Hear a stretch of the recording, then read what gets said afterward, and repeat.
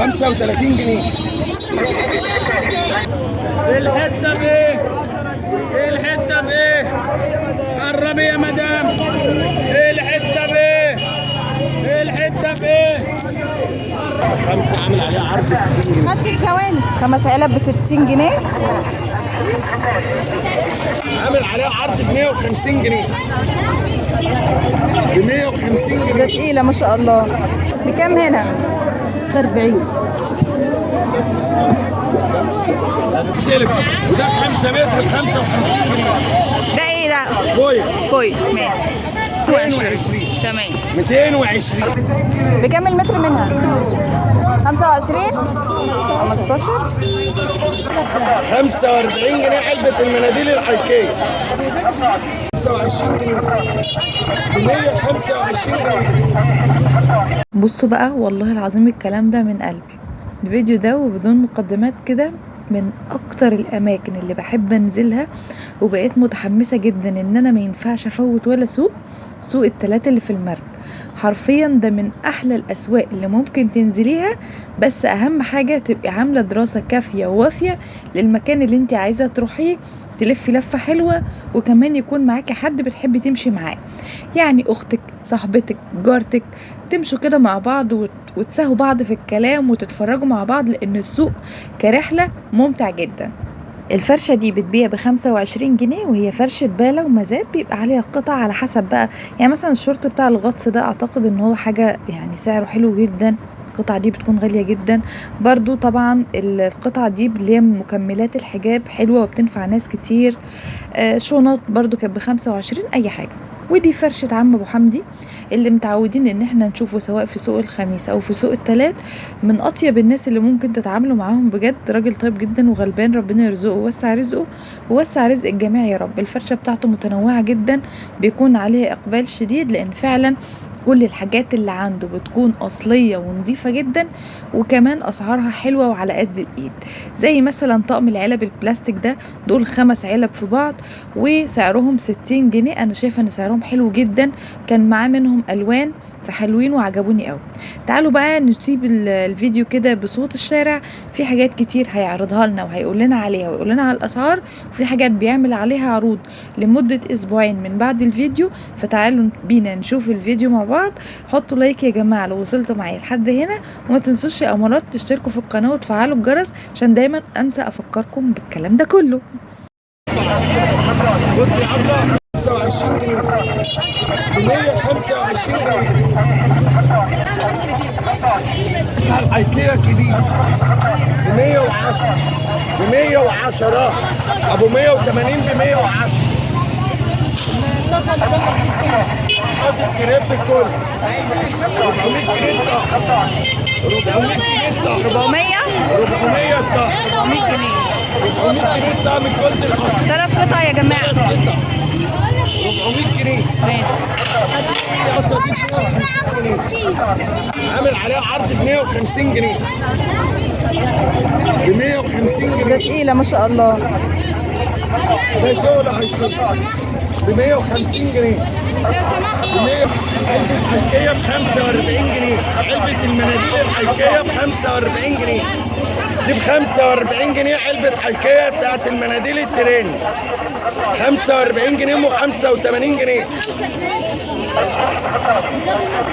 45 جنيه علبة المناديل الحيكية. 45 جنيه. 50 جنيه. والعرض مستمر معانا اسبوعين. 55 جنيه. 30 ب 100 جنيه. ب 100 جنيه. 3 قطع. 3 قطع ب 100 جنيه. 3 قطع ب 100 جنيه.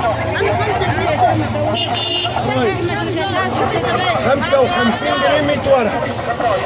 55 جنيه 100 ورقة. والعرض مستمر معانا اسبوعين. 50 جنيه المساحة. 50 جنيه المساحة دي. الشماعة ب 40. ب 40 جنيه الشماعة الحيكية المستوردة.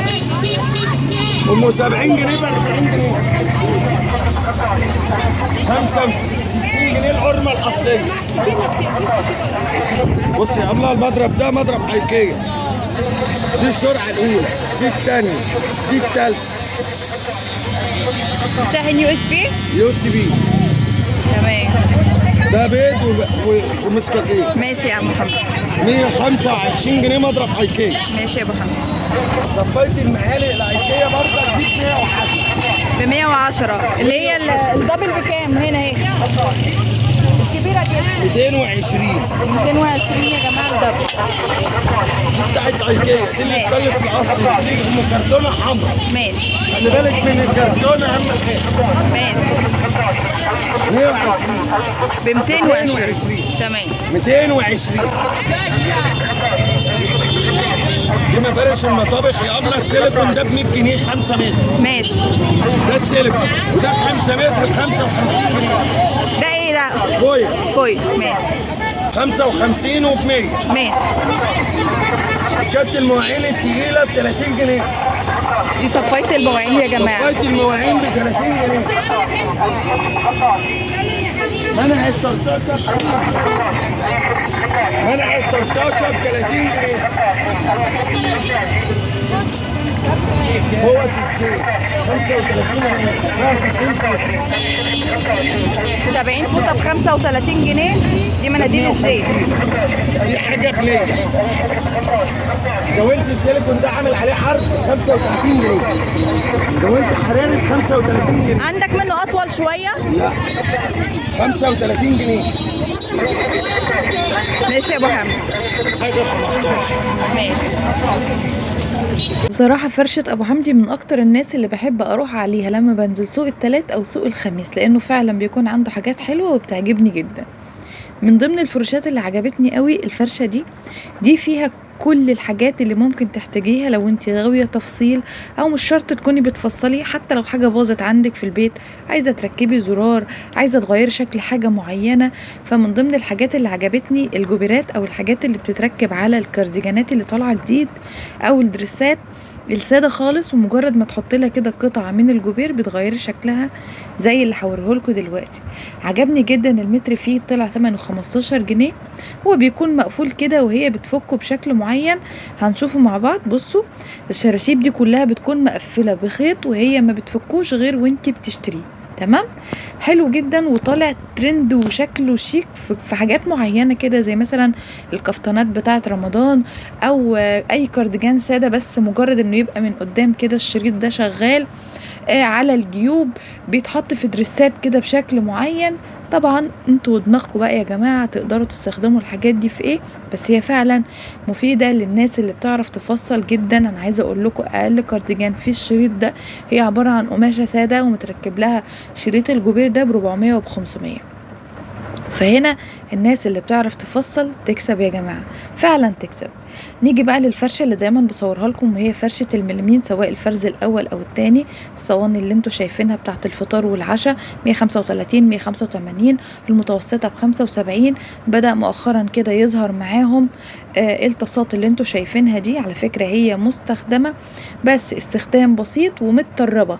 اللي انتوا شايفينه فيها ده انها متطربة، عايزة تتغسل غسلة كويسة، ومجرد ما عديت رايح وانا راجع كان كل الطاسات والحلة مشيوا.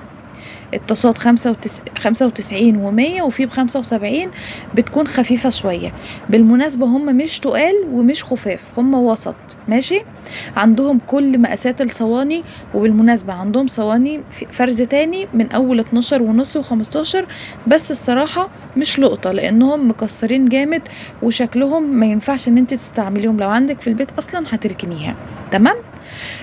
كنت جبت منهم قبل كده الصراحة صينيتين كانوا لقطة قبل رمضان، تحفة التحفة. الديفوات بتاعتهم تكاد تكون مش باينة، مجرد تنفيخات كده صغيرة ومش باينة خالص. والصينية كانت ب25 جنيه، شكلها سداسي خيالية كأنها بالظبط من اللي ب100 جنيه. تمام.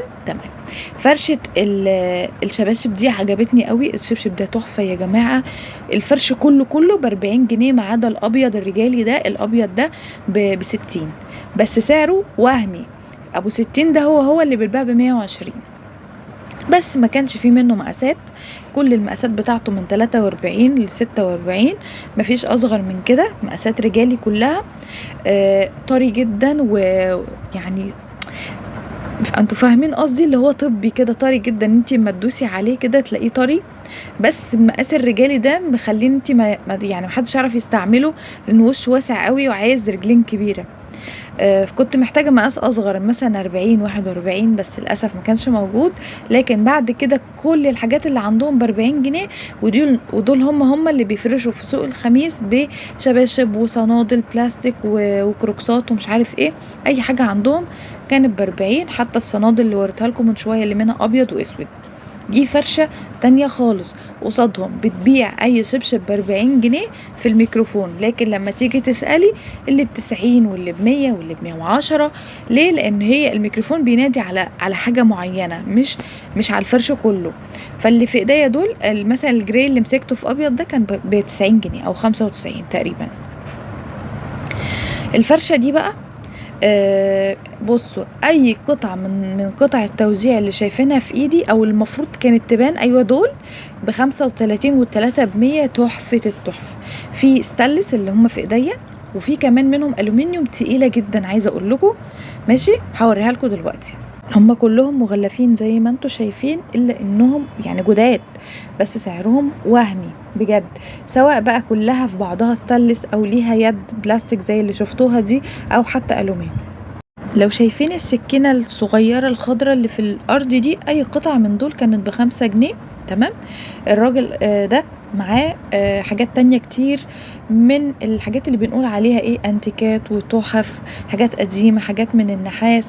يعني هو بصراحة كان الفرش في الارض ومعاه تروسيكل عليه بقى ايه، كل الحاجات اللي بحكي لكم عليها دي اللي هنشوفها مع بعض بالتفصيل. بس انا بصراحة عجبني عنده قطع التوزيع دي جدا. والرفايع اللي انتوا شايفينها ب5 دي، في ناس بتبيعها ب10 وب15، فهو الصراحة بيبيعها بسعر ارخص. قطع التوزيع يا جماعة تحفة، ان التلاتة يبقوا ب100 جنيه سواء الومنيوم او ستانلس زي ما قلت لكم. تعالوا بقى افرجكم على بعض الحاجات اللي موجودة معاه من النحاس. بصوا القطعة دي، طبعا النحاس غالي جدا. هو بيبيع القطع مش رخيصة على فكرة. يعني هو عنده الهون، لو انتوا شايفين الهون اللي في زاوية الكاميرا ده تمنه 4000 جنيه. تمام. لكن محدش بيشتري الحاجات دي غير الناس اللي غاوياها. تمام. في قطع تانية معاه، في خواتم، في ساعات، في نظارات، في اكسسوارز، في حاجات كتير. بصوا ده قد ايه حلو قوي، عامل زي الحاجات الفرعوني او الحاجات القديمة. لو هتلبسي حاجة سيمبل خالص اسود بس، قد ايه ده يبقى مثلا فستان كده سيمبل خالص وتحطي عليه بس العقد اللي هو عامل زي الفضة ده. تحفة. بصوا الساعة القديمة دي حاولت افتحها معرفتش، لان انا بصور بايد وبحاول افرجكم على الحاجات بايد. بس هو فعلا مش هيقف عنده غير الناس اللي غاوية الحاجات دي. انا على فكرة عجبني قوي العقد ده. بصوا دي كمان نحاس، معرفش دي بتاعت ايه، او ممكن تبقى قطعة ديكور او حاجة. بس عنده قطع من النحاس تقيلة جدا. النضارات دي على فكرة مش من الحاجات الاوريجينال ولا حاجة. هي حتى بيبيعهم ب35 و25، ولو فيها ديفو ب10. فخفاف جدا، ماشي، من اللي هما بيتباعوا عادي في الشارع. بس هو حاططهم على الفرش، يعني اللي فيها ديفو قال عليها ب10، اللي هي دي دراعها مش موجود. تمام. في كمان كان معاه جهاز ضغط يا جماعة، لو شايفينه معرفش حد جه سأل عليه. دي برضو زي التانية بالظبط، وفيها نفس الديفوف، عشان كده قال عليها ب10 جنيه. حد سأل على جهاز الضغط فقال له 500 جنيه، اللي هو الجهاز القديم مش الديجيتال، ب500 جنيه. تمام. قال له ده انجليزي وشغال اهو. جهاز الضغط اللي انا بوريه لكم دلوقتي ده اللي جنب الهون على طول. كمان بصوا الحصان ده على فكرة من النحاس، عنده حاجات تقيلة جدا. الهون ده جت حد يسأل عليه ما قدرتش تشيله، قال لها ده فيه 8 كيلو نحاس خالص، 8 كيلو. تمام. معرفش ممكن اللي ياخده يستعمله في ايه الصراحة بالمبلغ ده في الاخر هون، يعني بديله هون خشب ب20 جنيه ولا 30 جنيه والموضوع ينتهي. بس في بقول لكم ناس غاوية الحاجات دي فعليا، بتشتريها لمجرد انها تقتني حاجة زي كده، مش ان هي تشتريه وتستخدمه في المطبخ والدقتوم والحاجات دي. لا، هو مجرد ان هو يبقى عندها بس. في ناس اصلا عندها الحاجات دي في البيت لحد دلوقتي، بتتوارثها زي اي حاجة بيتوارثوها من جيل لجيل، ومن ضمنها الهون النحاس او اي حاجة نحاس عامة. انا هنا قدام. وبالمناسبه لو عايزين فرشه الراجل بتاع الانتيكات دي، لو عايزين تبصوا على حاجه عنده من الاكسسوارز والحاجات اللي موجوده عنده، هو قبل السنترال على ايدك اليمين، قبل سنترال المرجع على ايدك اليمين وانت جايه من ناحيه عزبه النخل، وبعد سنترال المرجع على ايدك الشمال وانت نازله من محطه مترو المرج القديمه. تمام كده.